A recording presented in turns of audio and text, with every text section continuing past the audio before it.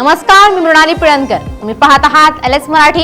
दुपारचे 12 वाजता आहेत. पाहुयात राज्यात काय घडामोडी घडतायत. बारामती मतदारसंघातील ग्रामीण भागातील गावांना उपमुख्यमंत्री सुनेत्रा पवारांची भेट. सुनेत्रा पवारांनी मतदार आणि बूथ प्रमुखांशी साधला संवाद. राहुरी नगर विधानसभा पोटनिवडणुकीसाठी आज मतदारांचा पाठिंबा शरद पवारांच्या राष्ट्रवादीलाच. मवियाचे उमेदवार गोविंद मोकाटे यांचा विश्वास.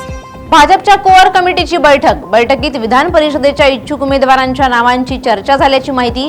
कोअर कमिटीने निवडलेली नावं दिल्लीतील पक्षश्रेष्ठीकडे पाठवली जाणार.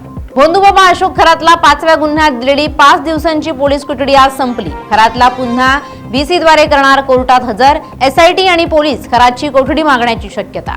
नाशिकच्या TCS प्रकरणातील संशयित आरोपी निदा खानला SIT कडून अटक होण्याची शक्यता. गुन्हा दाखल झाल्यापासून निदा खान फरार. प्रशांत तांबेंना संजय गायकवाडांकडून धमकी. महाराजांविषयी आदर दाखवताना आमदार गायकवाडांची जीभ घसरली. संजय गायकवाड यांच्याकडून प्रशांत तांबेंना अश्लील शिवीगाळ.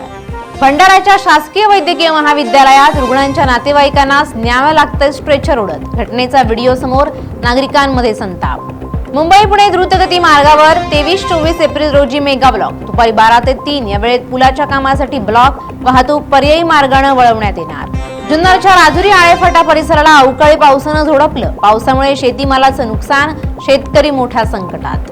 अमरावतीच्या मेडिकल कॉलेजची जिल्हाधिकारी शेरेकर यांनी केली पाहणी. कॉलेजमध्ये मूलभूत सुविधांची कमतरता, प्रशासनाच्या कार्यपद्धतीवर पुन्हा प्रश्नचिन्ह उपस्थित. या होत्या आताच्या घडीच्या काही महत्त्वाच्या बातम्या. अशाच महत्त्वाच्या बातम्यांसाठी पाहत रहा LS मराठी.